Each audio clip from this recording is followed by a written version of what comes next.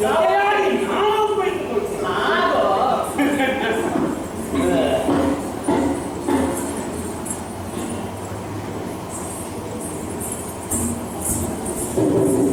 ಏನು ಪ್ರಭು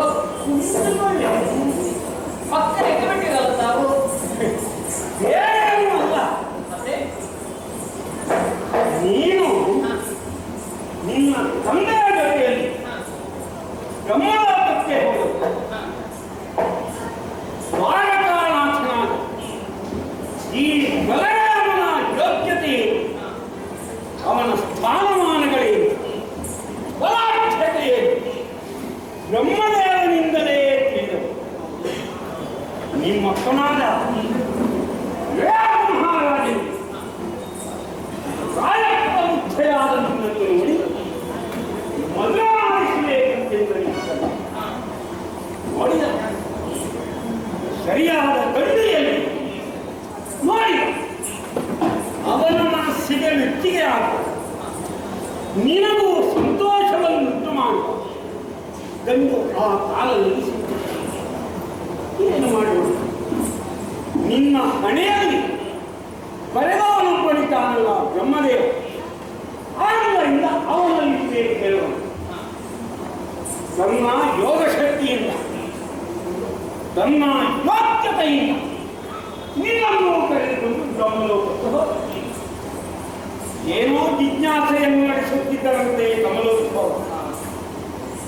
ಆದುದರಿಂದ ಅದು ಪೂರ್ಣವಾಗುವವರೆಗೆ ಬ್ರಹ್ಮದೇವನಲ್ಲಿ ಮಾತನಾಡುವಂಥ ಅವಕಾಶ ಸಿಕ್ಕಿದೆ.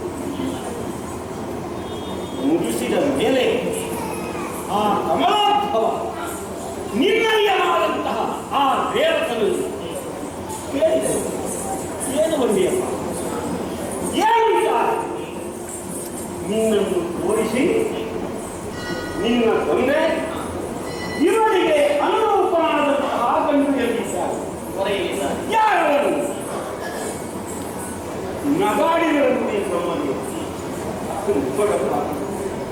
ನೀನು ನನ್ನಲ್ಲಿ ಮಾತನಾಡಿಸುವಾಗ ಸಮಯ ಎಷ್ಟಾಯಿತು, ಭೂಲೋಕದ ಸ್ಥಿತಿಗತಿಗಳೇನಾಗಿದೆ ಎಂಬುದನ್ನಾದರೂ ತಿಳಿದಿದ್ದೀಯ. ಆದುದರಿಂದ ಈ ವರ್ತಮಾನ ಕಾಲದಲ್ಲಿ ನಿನ್ನ ಮಗಳಾದ ರೇವತಿಯನ್ನು ವರಿಸುವುದಕ್ಕೆ, ಅವಳಿಗೆ ಬೇಕಾದ ರೀತಿಯ ಸುಖೋಪಭೋಗಗಳನ್ನು ನೀಡುವುದಕ್ಕೆ ಸಮರ್ಥರಾದವರು ಬಲರಾಮನ ದ್ವಾರಕಾನಾಥನಾದಂತಹ ಪರದೇವನಲ್ಲಿ ನಮ್ಮ ಹೇಳಿಕೆಯನ್ನು ತಿಳಿಸಿ ಮದುವೆಯಾಗುವುದಕ್ಕೆ ಒಪ್ಪಿಸುವ. ಈ ಭಂಡಾರವನ್ನು ತೆಗೆದುಕೊಂಡು ಬಂದ ಎಂಥದ್ದು ಅಲ್ಲಿವೆ. ನಮ್ಮ ಮಾತನ್ನು ಕೇಳುವುದಕ್ಕೆ ಅಲ್ಲಿ ಯಾಕೆಂದರೆ ಮಂದಿರ ಹೊರಗೆ ಗಂಡ ಹೆಣ್ಣಿರಾದಂತಹ ನಾವು ಹೀಗೆ ಸಂತೋಷವಾಗಿ ಸಂಭಾಷಣೆ ಮಾಡುವುದು ವಿನೋದ ಅಲ್ಲದೆ ಭಂಡಾರವನ್ನು ಲಘುವಾಗಿದ್ದೀಯ. ನೀನು ನನ್ನ ಜೊತೆಗಾತಿಯಾಗಿ ಬರುವುದರ ಜೊತೆಯಲ್ಲಿ ಈ ಭೂಪ್ರದೇಶವನ್ನು ನನಗೆ ಕೊಟ್ಟ. ಆದ್ದರಿಂದ ಭಂಡಾರವನ್ನು ಹೇಳ್ತೀನಿ ನಾನು. ಅಲ್ಲಿರುವಂತಹ ವಿಶೇಷ ಸಂಪತ್ತೇನು, ಅಲ್ಲಿರುವಂತಹ ಸೌಭಾಗ್ಯ ಏನು, ಇದನ್ನೆಲ್ಲ ನೀನು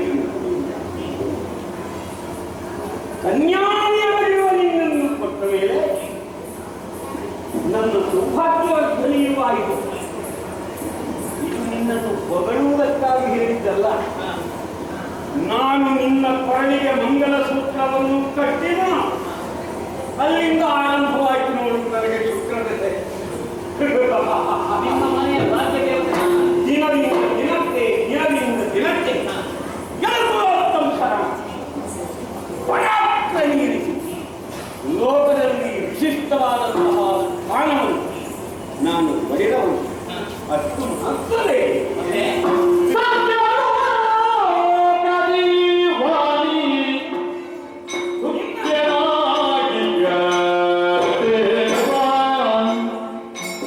ದೇವಾ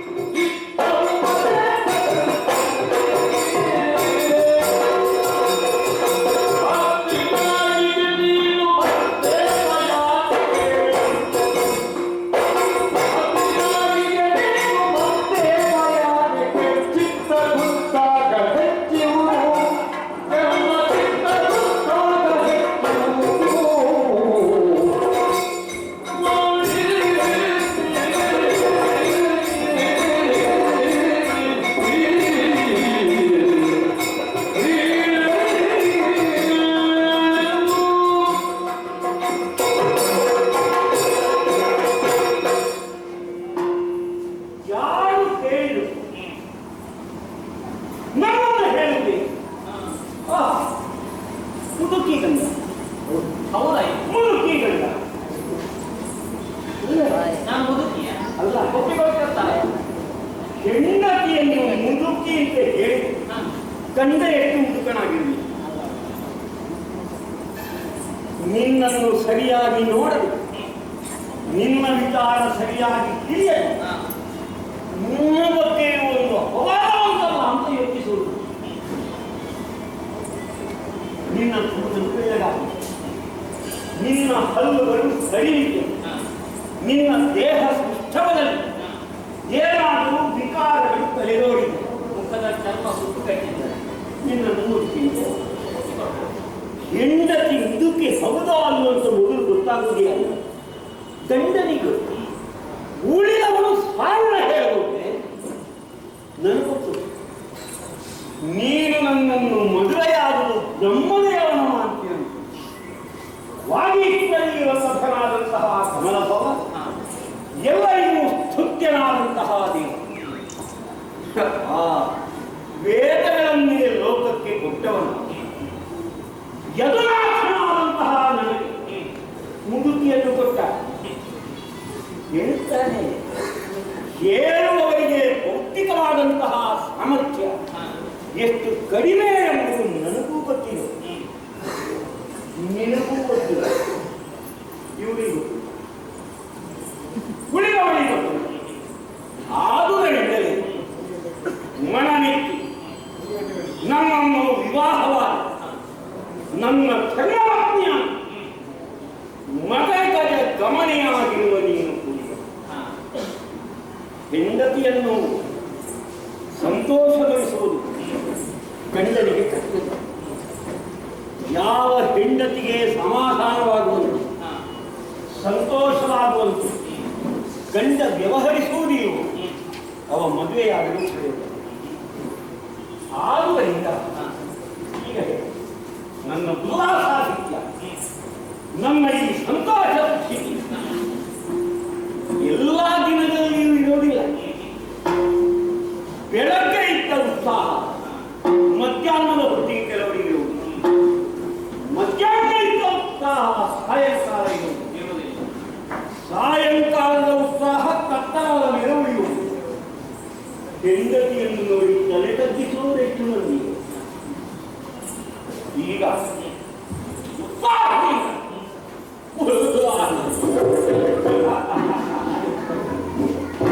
ಈಗಷ್ಟೇ ಸ್ವಲ್ಪ ಚೈತನ್ಯ ಸಾಯನ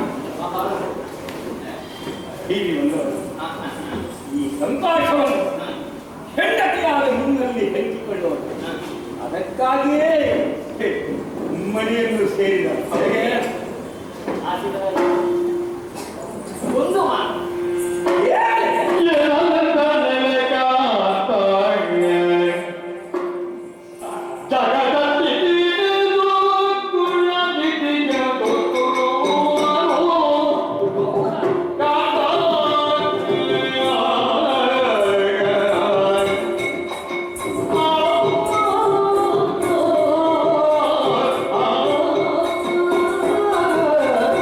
ಆ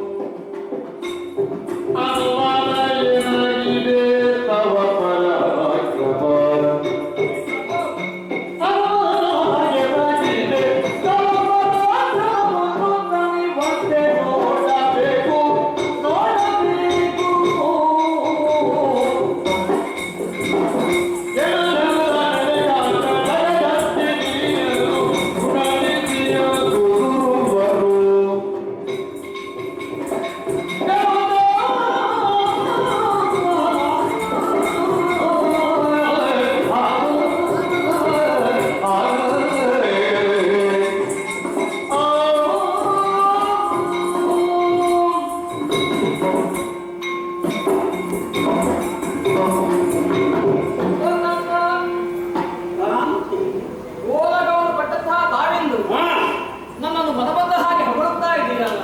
ಓಲಗವನ್ನು ಕೊಟ್ಟು ಸಭಾ ಸದಸ್ಯರಿಗೆ ಸಮಾಧಾನವನ್ನು ಕೇಳಿ ನಾನೇ ಭವ್ಯವಾದಂತಹ ಭವನವನ್ನು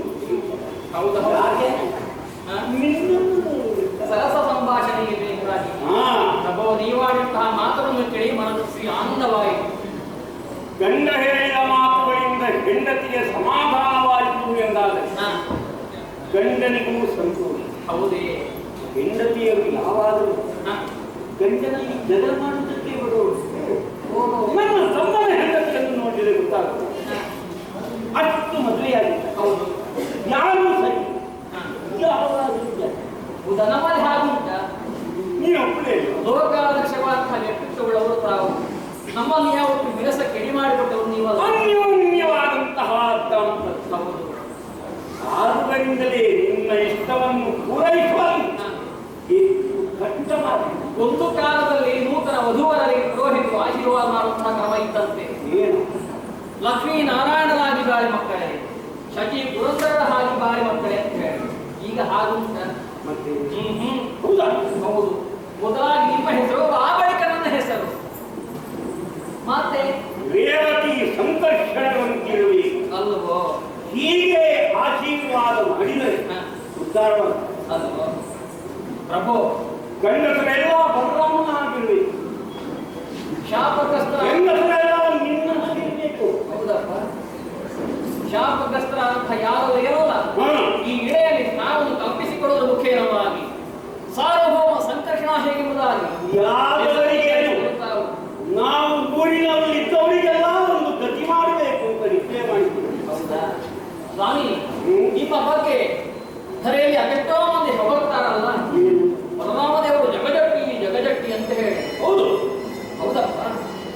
ಈ ಹಿಂದೆ ಮಾಧವನ್ನೇ ಗೆಲ್ಲುವುದಕ್ಕೆ ಮುಂದಾದವರಂತೆ ನನ್ನಂತಹ ಹೋರಾಟಗಾರ, ಮಲ್ಲ ಯುದ್ಧದಲ್ಲಿ ನಿಪುಣ ಯಾರು ಅಲ್ವಾ? ಸಣ್ಣ ಪ್ರಾಯದಲ್ಲಿ ನನಗೂ ಕೃಷ್ಣನಿಗೂ ಚಾಣೂರನ್ನು ಸ್ವೀಕರಿಸಿದರು. ಅವರನ್ನೇ ಕುತ್ತಿ ಕೆಳಗಿದವರಂತೆ. ಮತ್ತೆ ಚಾಣೂರನ್ನು ಕೈಯಿಂದ ಎತ್ತಿ ಭೂಮಿಗೆ ಕೊಟ್ಟಲ್ಲಿ ಮಣ್ಣಿನ ಮರಕ್ಕೆ ಪ್ರಿಯ. ಸ್ವಾಮಿ, ಈ ಅಂತೆ ಕಥೆಗಳನ್ನೆಲ್ಲ ಕೇಳಿ ಕೇಳಿ ಸಾಕಾಗಿ ಹೋಗಿದೆ. ಹೌದೇ? ದೃಶ್ಯವೂ ಸತ್ಯವಾಗಿರುವುದಿಲ್ಲವಂತೆ, ಶ್ರಾವ್ಯವೂ ಸತ್ಯವಾಗಿರುವುದಿಲ್ಲವಂತೆ, ಪ್ರತ್ಯಕ್ಷಕ್ಕೆ ಪ್ರಮಾಣ ಬೇಡ ಎಂಬುದನ್ನು ತಿಳಿದವರು ಆಡಿದ್ದಾರೆ. ಆದ ಕಾರಣ ನನ್ನದೊಂದು ಆಶಾಪೂರ್ತಿ ಮಾಡಿಕೊಡಬೇಕು ಅನ್ನೋದಾದ ಸಂಸ್ಥಾನದಲ್ಲಿ ಕಳಕಳಿಯ ಅಂದ್ರೆ ನಿಮ್ಮಂತಹ ಬಾಹುಬಲ ನೀವು ಜಗತ್ತಿಗೆ ಒಪ್ಪಿಗೆ ಕೊಡಬೇಕಿದ್ರೆ ಪ್ರತ್ಯಕ್ಷವಾಗಿ ನೀವು ಮಾಡುವ ಕಾಳಗವನ್ನು ನನಗೆ ನೋಡಬೇಕು ಅಂತ ಹೇಳಿ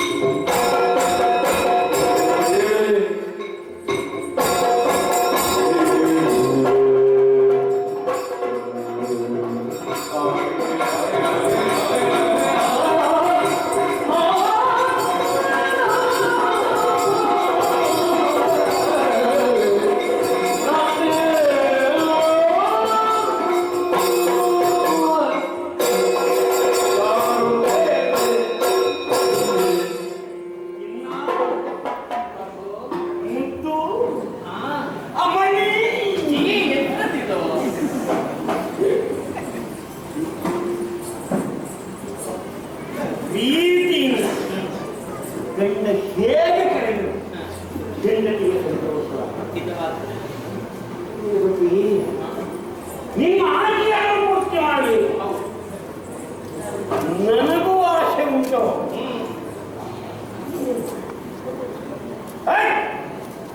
ಬಾ ಯಾರನ್ನು ಕರೆದರೆ ನಮ್ಮಳೆ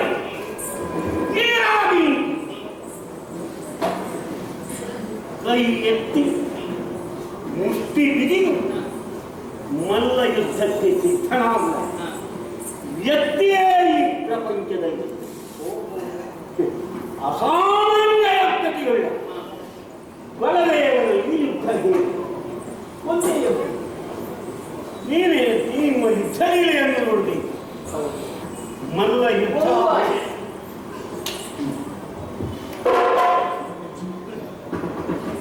ಹೇಗೆ ಯಾವುದು ನಾನು ಯುದ್ಧ ಮತ್ತೆ ನಿನ್ನ ಸಂತೋಷಕ್ಕಾಗಿ ನಾನು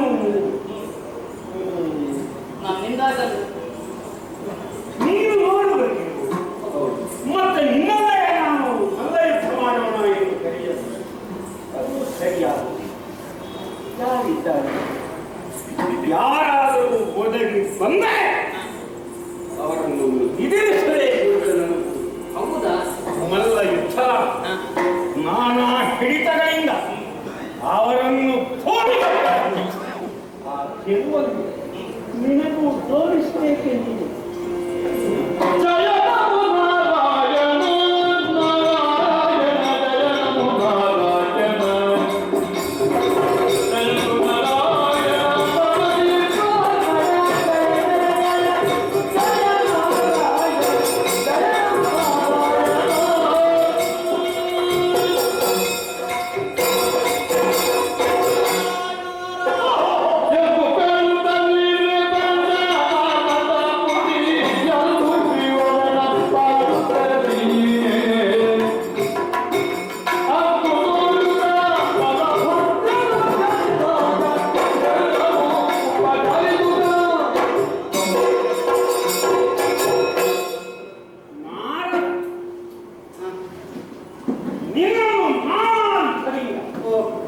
ಉಪಕರಿಸುವಂತೆ ಹೇಳಿದ್ದಾರೆ.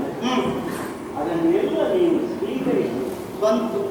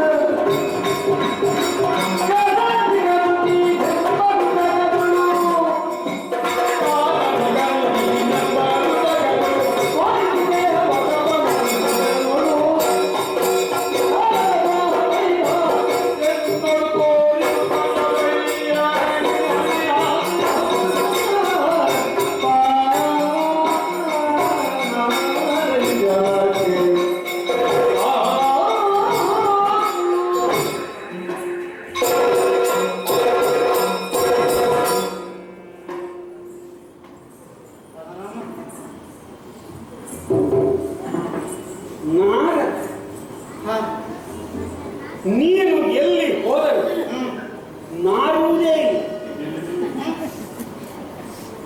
ಉಳಿದವರು ಬಂದರೆ ಹತ್ತಿರ ಹೋಗುವುದಕ್ಕಾಗುವುದು. ಒಂದಲ್ಲ ಒಂದು ಕಾರಣದಿಂದ ಅವರೆಲ್ಲರೂ ನಾರುವಮ್ಮಿ ನೀನು ಎಲ್ಲಿ ಹೋದರೂ ನಾರದನು.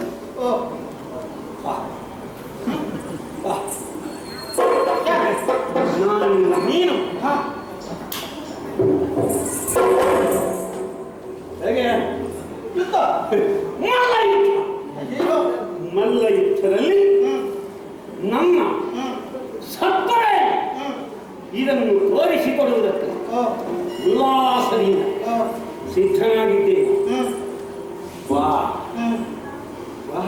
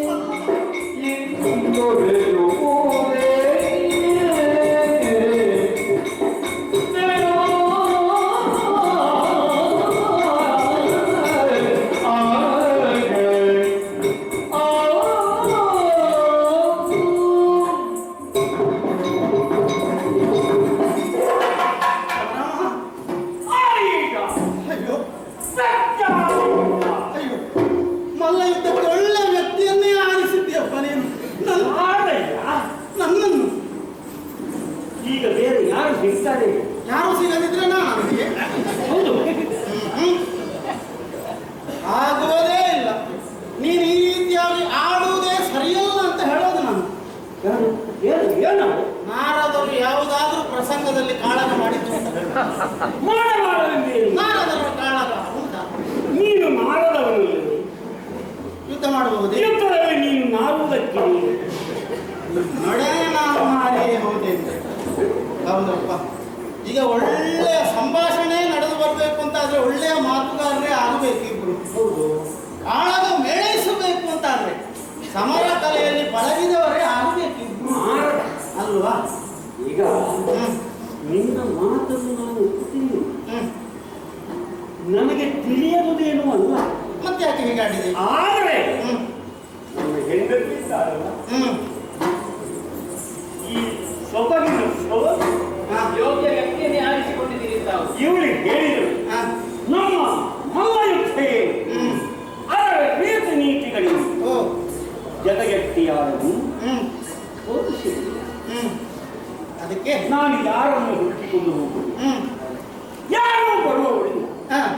ಈಗ ನೀನು ಬಂದೆಯ ಬಂದ್ರೆ ನೋಡಪ್ಪ, ನನ್ನ ಹೆಂಡತಿಯ ಸಂತೋಷ ಹೇಳಿ.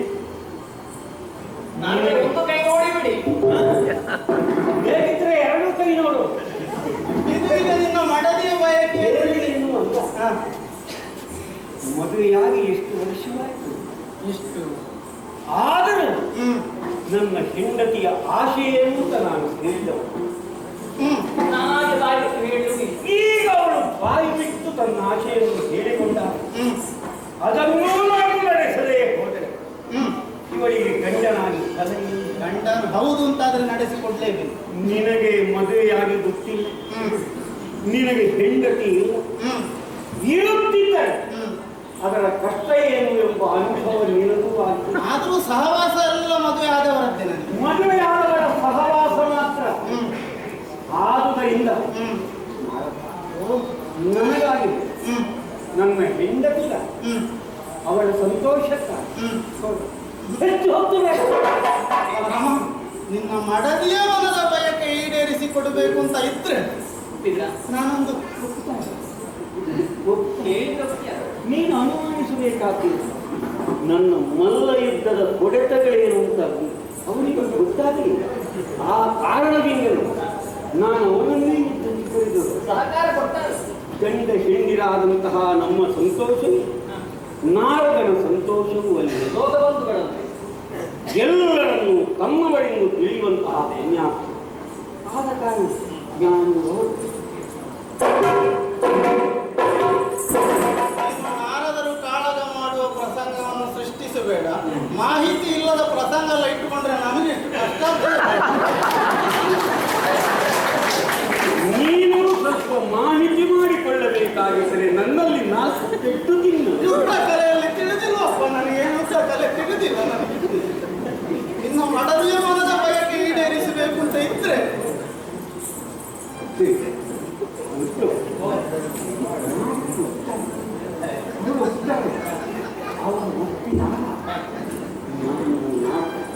ನೋಡ, ಅವರಿಗೆ ಮಲ್ಲ ಯುದ್ಧಕ್ಕೆ ಬೇಕಾದ ಏನು ಉಡುಪ ಮತ್ತೇನವರು ಆಶಿಸ್ತಾರೆ, ಒಂದಷ್ಟು ಮಣ್ಣು ಎಲ್ಲ ಸಂಗ್ರಹ ಮಾಡಿ ಮಣ್ಣಿನಲ್ಲಿ ಕೈಯನ್ನು ಮೈಮೇಲೆಲ್ಲ ಮಣ್ಣು ನಿಲ್ಲಿಸಿಕೊಳ್ಬೇಕು. ಇಲ್ಲದೇ ಇದ್ದರೆ ಯುದ್ಧ ಇದೆ. ಆದ ಕಾರಣ ತಾಯಾರಿಕೆಗೆ ಪಾನಕ. ಅಲ್ಲ, ಹೀಗಾದ್ರೆ ನನಗೆ ಪಾನಕ ಬೇಕಾದ್ರೆ ನಮ್ಮ ಚೈತನ್ಯಪ್ರದ ರಸಾಯನ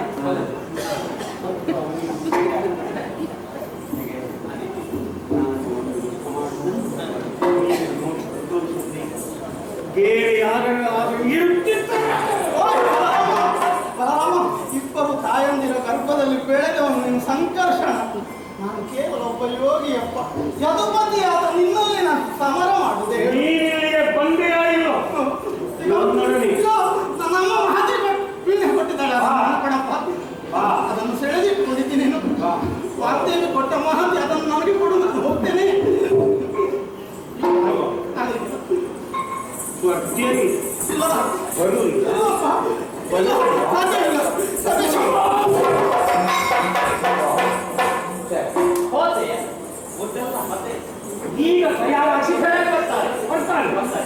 ನಾನು ಅವಳು ಯುದ್ಧ ಮಾಡುವ ವೇದಿಕೆ ಸಿದ್ಧವಾಗಿ ನಿಮ್ಮಲ್ಲಿ ಮಾತನಾಡುತ್ತಿರುವಾಗ ಅವ ಆ ಕಡೆಯಲ್ಲಿ ಯಾರಿದ್ದೇ ಗೊತ್ತಾಗ್ತದೆ. ನಾನು ಅವನ ಕಡೆಗೆ ಲಕ್ಷ್ಯ ಹರಿಸಿರಲಿಲ್ಲ. ಹೋದರೆ ನನ್ನಂತೆಯೇ ಮಲ್ಲ ಯುದ್ಧದಲ್ಲಿ ಸರಿಯಾದ ಪರಿಣತಿಯುಳ್ಳ ನನ್ನ ತಮ್ಮನಾದ ಕೃಷ್ಣ ಅವನಲ್ಲಿ ಕೇಳಿಕೊಳ್ಳುವುದಕ್ಕೆ ಹೋದರೆ ಇರಲೂಬಹುದು. ಇರಲಿ, ಈಗ ಬರ್ತಾನೆ ಅಥವಾ ಬೇರೆ ಯಾರನ್ನು ಕರೆದುಕೊಂಡು ಬರಲು ಬರ್ತಾನೆ. ಅವ ಬಾರದೆ ಉಳಿದನಿಂದ ನಾನು ಈಗ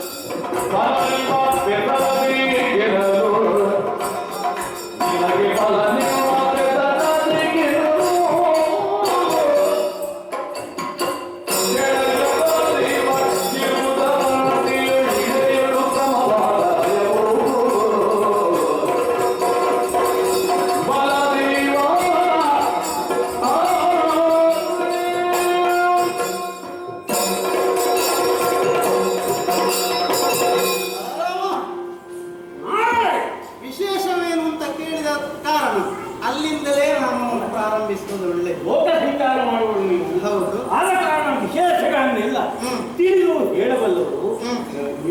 ಆವಂತಿಯಲ್ಲಿ ಒಂದು ವಿಶೇಷವಪ್ಪ. ಇಲ್ಲಿ ಆವಂತಿ ಹೌದು, ನಮ್ಮ ಹುಡುಗ ಸುಬುದ್ಧಿ ಆಗ್ತಾ ಇದ್ದಾನೆ. ಅವನ ಅಶ್ವಶಾಲೆಯೊಳಗೆ ಒಂದು ವಿಶೇಷವಾದಂತಹ ಅಶ್ವ ಹುಟ್ಟಿದ ಸೇರಿಕೊಂಡದ್ದು ಅಂತ ಕಾಣುತ್ತದೆ. ಅಂದರೆ ನಮಗೆ ಪರ್ವತವನ್ನು ಕಡಲಿಟ್ಟು ಕಡೆದಾಗ ಉದ್ಭವಿಸಿದ ಆ ಕುದುರೆಯ ಅದರ ಸಂತಾನವೇ ಭದ್ರಾವತಿಯಲ್ಲಿಯೇ ಉತ್ತಮ ಅಶ್ವಗಳು ಸಿಗೋದು ಅಂತ ಲೆಕ್ಕಾಚಾರ. ಯಾರು ಹೇಳಿದ್ದು ನಾಳೆ ದೀಪಾಂತರದಲ್ಲಿ ಸಿಗುವಂತಹ ಕುದುರೆಗಳು ಒಳ್ಳೆಯ ಕುದುರೆಗಳು. ಆ ಕುದುರೆಗಳನ್ನೆಲ್ಲ ತಂದು ಈ ಕುದುರೆಯ ಕಾಲಿಗೆ ಕಟ್ಟಿದೆ. ಉತ್ತಮ ಅಶ್ವ, ಉತ್ತಮ ಅಶ್ವ. ನೀನು ಬಲರಾಮ ಸಂಗ್ರಹಿಸಬೇಕು, ನಿನ್ನ ಬಂಡಲಕ್ಕೆ ಸೇರಬೇಕದು. ನಮ್ಮನ್ನು ಸೇರುವಂತಹದ್ದು ಎಂಬುದನ್ನು ಹೇಳುವುದಕ್ಕಾಗುವುದು. ಅವನಲ್ಲಿ ಕೇಳಿದ ಅವನ ಕೆಲಸನೇ ಬುದ್ಧಿಯೇ ಕೊಡು. ನಾನು ಹೇಳಿ ಕಲಿಯುತ್ತೇನೆ. ನಾನು ಒಂದು ಆಳನ್ನು ಅಟ್ಟಿದೆ, ಕುದುರೆ ಸಮೇತ ಬಂದು ದೇವರು ನಿಮ್ಮ ಕೃಪೆಯಿಂದ ಧನ್ಯರಾಗಿದ್ದೇವೆ ಅಂತ ಹೇಳಿ ನೀನು ಬಲರಾಮ ದೇವರು. ಒಳ್ಳೆಯ ವಿಚಾರವನ್ನೇ ಹೇಳ್ತಿದ್ದಾರೆ. ನಮಸ್ಕಾರ. ಶಂಭೋ ಶಂಕರ.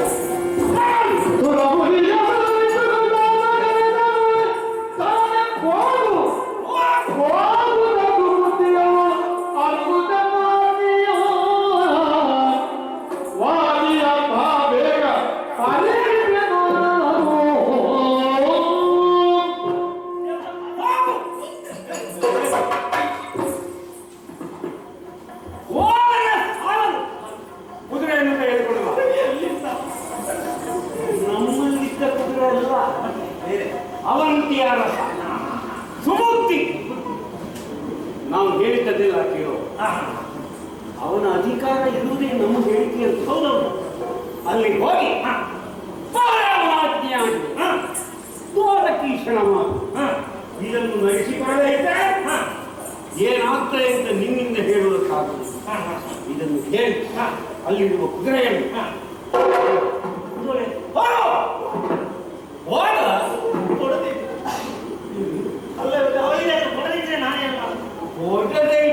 ಕೊಡದೆ ಇಟ್ಟರೆ ಎಂಬುದೇ ಇಲ್ಲ. ನೀವು ದ್ವಾರಕೀಶಲ್ವಾ? ಹೇಳಿದ್ದರೆ ಕೊಟ್ಟ ನಡೆಸ್ತಾನೆ.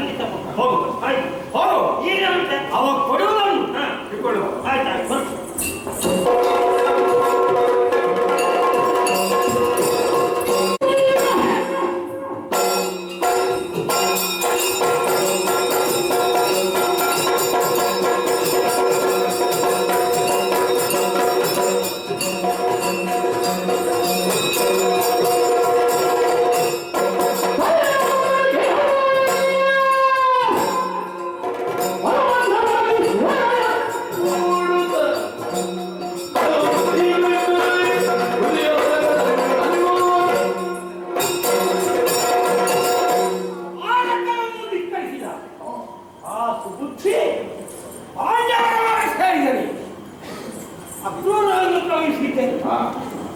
ಆದರೆ ಪಾಂಡವರು ಕುದುರೆಯನ್ನು ಬುದ್ಧಿಯನ್ನು ಪರಿಯಲಿಸಿಕೊಂಡು ನಮ್ಮನ್ನು ವಿಜಯಿಸುವುದಕ್ಕೆ ಸಿದ್ಧರಾಗಿದ್ದಾರಂತೆ. ಕೃಷ್ಣ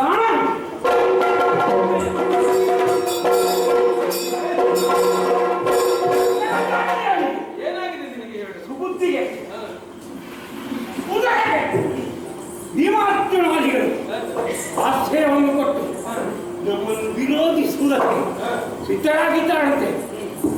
ಈಗ ಬಳಸಬೇಕು ಹೊರಡು ಹೇಗೆ ಹೇಗೆ ಅಂತ ನನ್ನ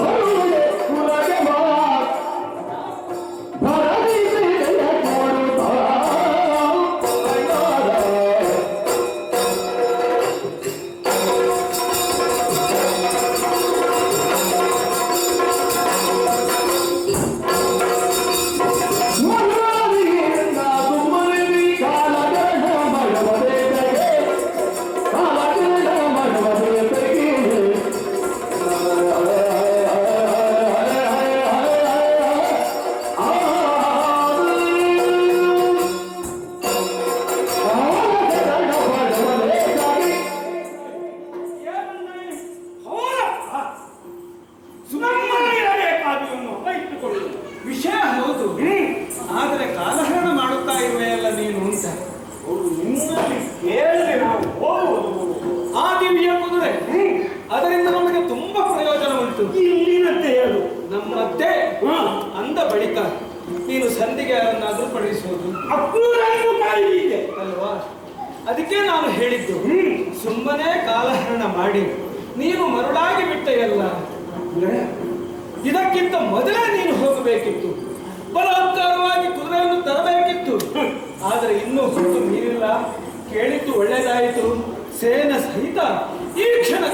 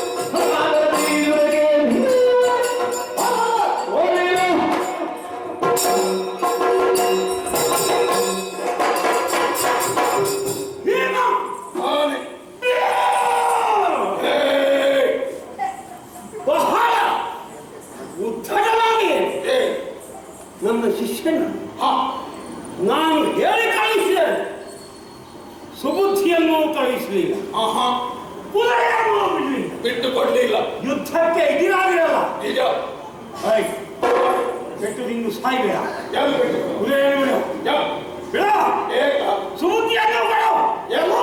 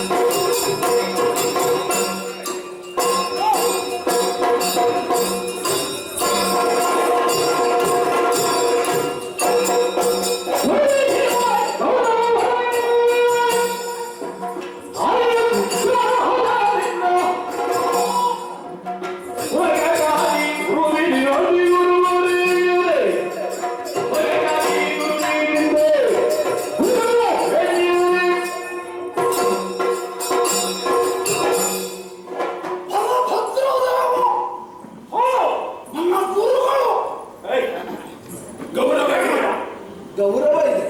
ಮತ್ತೇನು? ಸರಿ ಇದ್ದಾಗ ಮಾತ್ರ. ಸರಿ ಕುಡ್ಕೊಂಡು ಬಂದ್ರೆ ಅವನನ್ನ ಗುರು ಅಂತ ಕಂಡವರಲ್ಲಿ ನಾನು ತೋರಿಸಿ ಹೇಳಲಿಕ್ಕಿಲ್ಲ. ನಾನು ಕುಡ್ಕೊಂಡು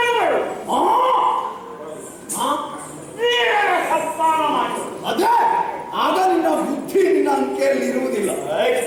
ಒಂದಾಕ್ಷಣ ಅಲ್ಲಿ ಹುಡುಕ್ತಾ ಇದ್ದಿ. ನಿನ್ನ ಮುಂದೆ ನಾನು ನಿಂತಿದ್ದೆ. ಹುಡುಕಿದ್ದು ನಿನ್ನಲ್ಲ, ಮತ್ತೆ ಕುದುರೆ ಕಟ್ಟ.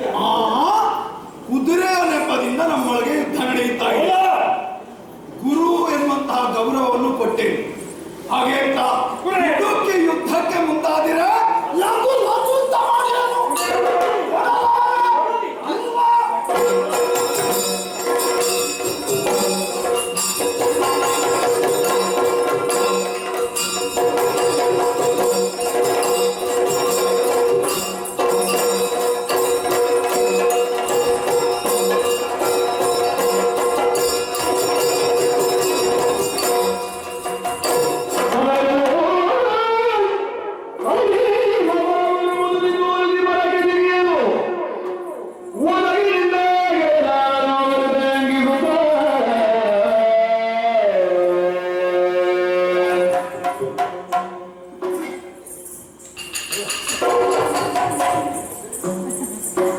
ಇಷ್ಟು ದಿವಸ ಆ ಸಮುದ್ರದ ಮಧ್ಯದಲ್ಲಿ ಮನೆ ಮಾಡಿಕೊಂಡಿದ್ದವರು ನೀನು ಅಲ್ಲಿ ಈ ಮರಕ್ಕೆ ನನ್ನನ್ನು ಕಟ್ಟುವುದಕ್ಕಿಂತ ಕುದುರೆಯ ಹತ್ತಿರ ಆಗಬೇಕು.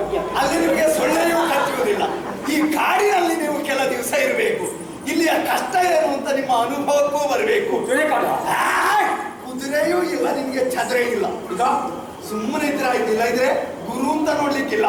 ನಿನಗೆ ನಾನು ಕೇಳಿಕೊಟ್ಟೇನು. ಇದು ಈ ಬಂಧನದಿಂದ ನೀನು ತಪ್ಪಿಸಿಕೊಳ್ಳುವುದಕ್ಕೆ, ಬಿಡಿಸಿಕೊಳ್ಳುವುದಕ್ಕೆ ಯಾರು ಬರ್ತಾರೆ? ನಿನ್ನ ತಮ್ಮನ ಅಲ್ಲ, ನಿನ್ನ ಹೆಂಡತಿಯ ಮುದುಕಿ ಬರ್ತಾಳ ನೋಡ್ತೇನೆ. ನನ್ನ ಹೆಂಡತಿಯನ್ನು ಮುದುಕಿ ಅಂತ ಹೇಳಿದ. ಮತ್ತೆ ಅಜ್ಜಿ ಅಂತ ಹೇಳ್ಬೇಕಾ?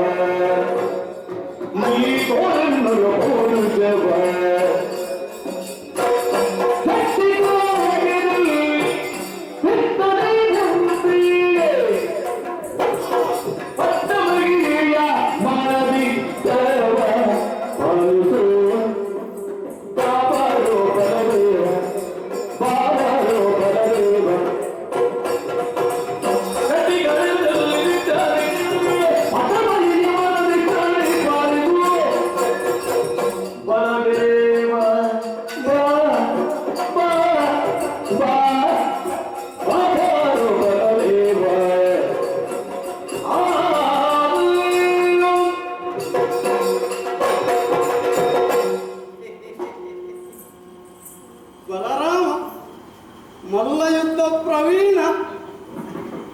ಹೇಗೆ ಕಾಳಗ ಮಾಡೋಣ. ನಾವಿಬ್ಬರೂ ಮಲ್ಲ ಯುದ್ಧ ಮಾಡುವುದನ್ನು ನಿನ್ನ ಹೆಂಡತಿ ಚಂದದಲ್ಲಿ ಕುಳಿತು ನೋಡಬೇಕು. ಬಾ ಬಾರೋ ಬಾ, ಸಿದ್ಧವಾಗಿ ಬಂದ. ಬಾ. ನಾನು ಮನೆಯಲ್ಲಿ ಕಾಡಿನಲ್ಲಿ ನೋಡೋದಕ್ಕೆ ಕರೆಸೋಣ.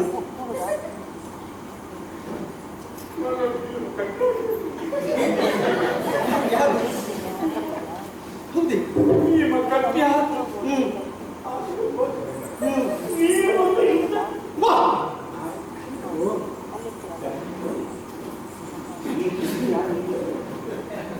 ನಾನು ನಿನ್ನನ್ನು ಯುದ್ಧಕ್ಕೆ ಕರೆಯುತ್ತೇನೆ. ಹ್ಮ್ ನೀನು ಇಲ್ಲಿಗೆ ಬಂದು ಯುದ್ಧಕ್ಕೆ ಬಾಯಿ ಹ್ಮ್